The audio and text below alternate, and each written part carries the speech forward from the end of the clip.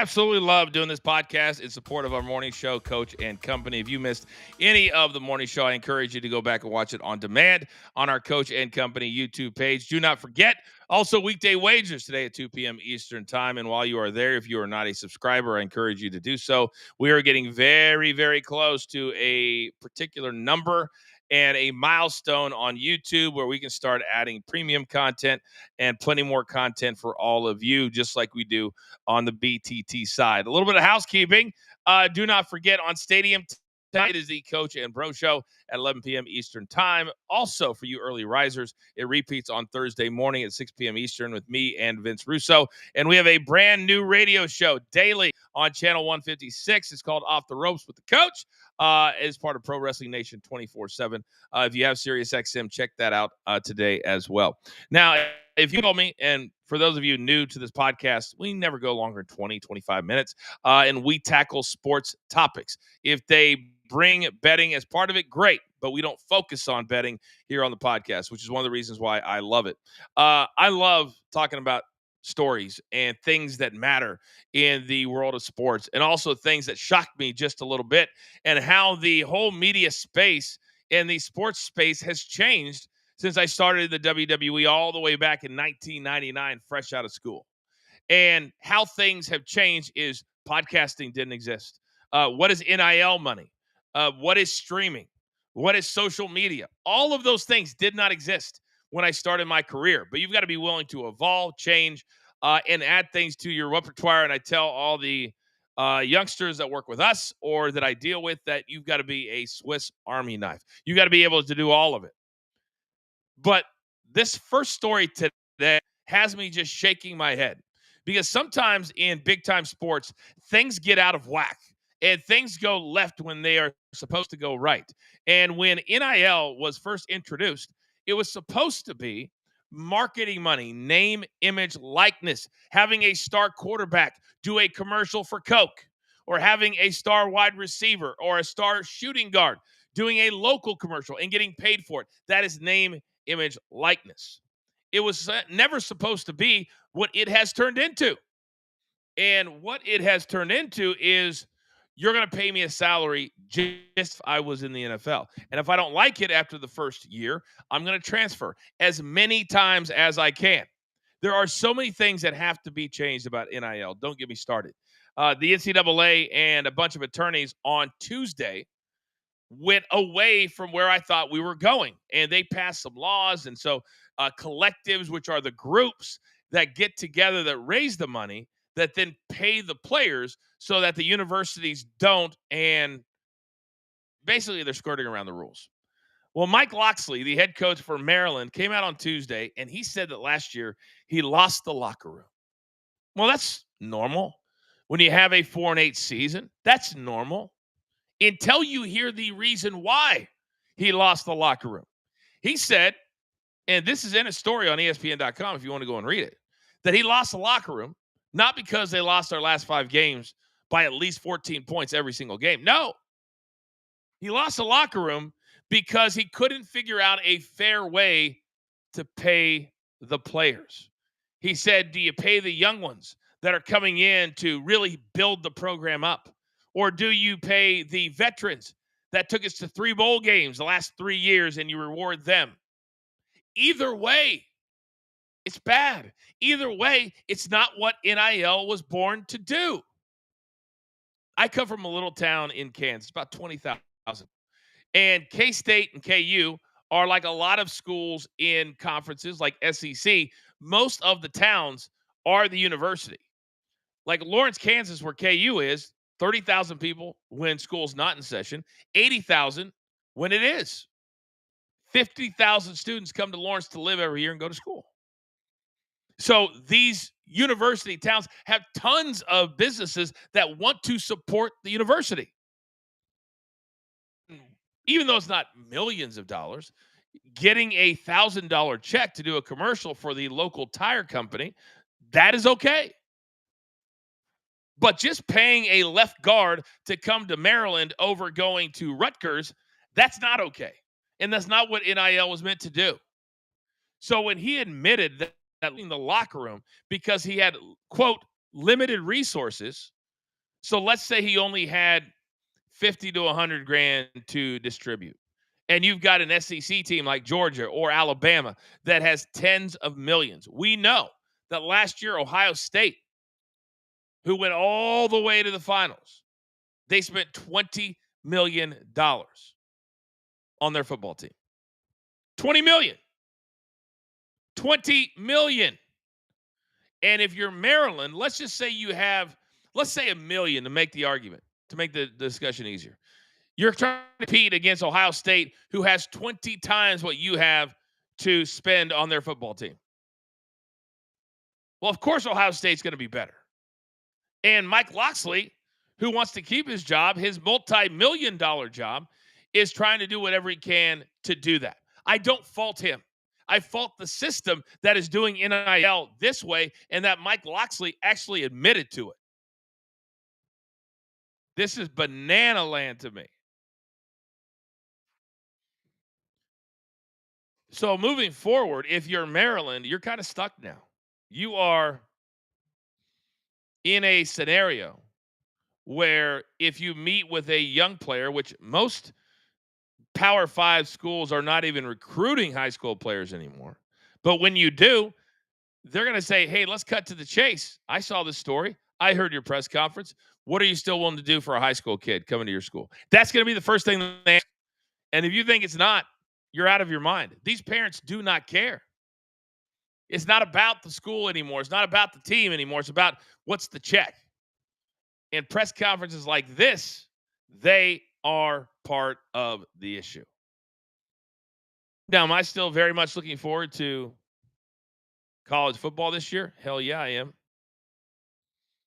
Because every time all of these stories circulate and all of these stories make us think that we are going to have a distraction, once the games start, we're still going to watch the biggest games. We know that. We love to bark and complain and bitch and moan and all that kind of stuff. But at the end of the day, once we get the games here, we're going to forget about all that. The coaches can't. The schools can't. And if you like to dig deep into the minutia of it all, Google the whole thing that happened on Tuesday.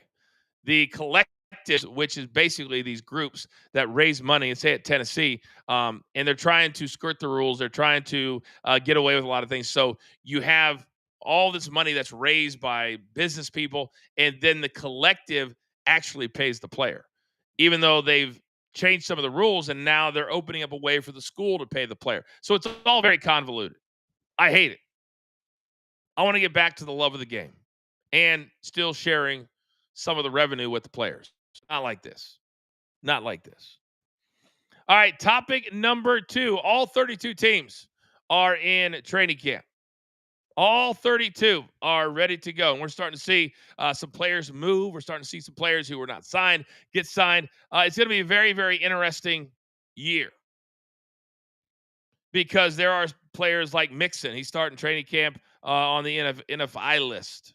There are players like Jamal Adams, 3-time Pro Bowler. He just signed with the Raiders so he can play with Pete Carroll. Pete Carroll coming back in the league is going to be very interesting because players love playing for him. And it's easy to forget that he is now the head coach of the Raiders, which begs the question, how old is too old? We just saw stories circulate last week that Nick Saban is starting to get a little bit itchy. And that's the thing, is start to look around with the likes of a Bill Belichick, who decided instead of riding off into the sunset, he would tackle college football and college coaching, but doing it the way that NFL teams do it, hiring a general manager. So a lot of the stuff he didn't have to do. So Nick Saban, does it make sense that there's some rumors out there that maybe he doesn't like doing college game day? Maybe he wants to be back in the mix. He's over 70 years of age. And I worked with a ton of coaches when I was at ESPN. Almost every single one of them came to ESPN because they had just been fired by whatever team they were coaching for. And the whole reason for coming to ESPN is to keep your face and your voice in the conversation.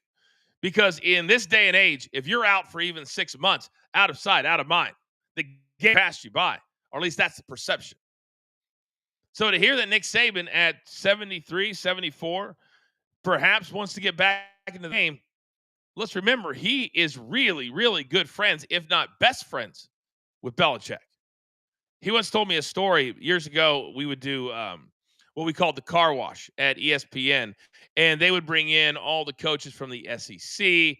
I think they did the Big 12, maybe the Pac 12, but I know for sure it was the SEC because I was doing First Take the day that Nick Saban was there, and we were kind of killing time before his came on, and he started talking about all the stuff that him and Belichick used to do back in the day, and it was shocking to me and also highly entertaining. He told us that they used to go to big time rock concerts like the Rolling Stones or things like that, and they would wait until the lights came down and the band came out, and then they would sneak them out to their seat because they didn't like to sit way up in a skybox. They wanted to be down on all of the action. Can you imagine lights coming up and you're seeing Bill Belichick and Nick Saban walking in to watch the Rolling Stones or Paul McCartney or Van Halen, whoever it might be? But that's who these guys are. And I think we have to remember that even though we get into our 70s, I am smack dab in the middle of middle age right now. But my mind, I'm still 25. So I know that in 25 years, 27 years, when I'm 75, that I'll want to be able to stay in the game. I'll still want to be able to do this in some capacity if somebody wants me. And I think people have a tendency to, oh, they've made millions of dollars. Why would they want to keep going?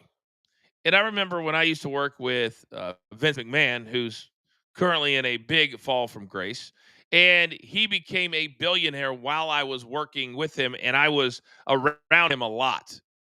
I was on his private jet a lot. And I remember asking him one time when he'd just gotten his net worth, or at least in Forbes, over $1 billion. And I asked him, I said, why do you come to every show? Why do you get up every week and fly out, albeit in a nice private jet, not going to LaGuardia and flying American, but still he wanted to be at every show. And I remember him looking at me and he gave me a very thoughtful answer. And he said, because coach, you got to have purpose to get you out of bed in the morning. And he said, money's nice. Money can make certain things easier, but money is not my purpose.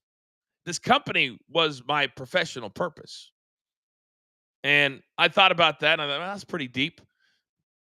I would like to think that I include my family in that a lot of what I do is based off of taking care of my kids.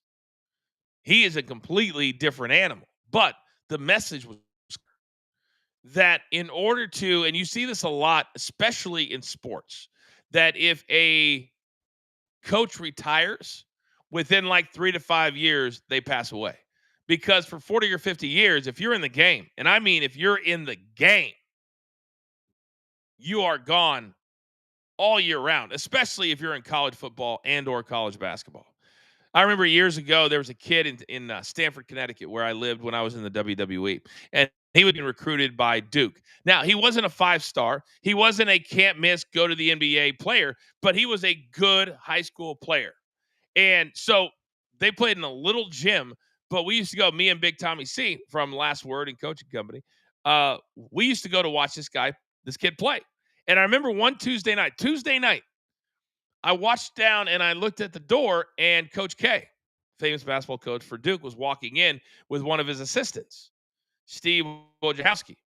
And I remember thinking, my God, they're here on a Tuesday night, and this guy's not even a 5-star.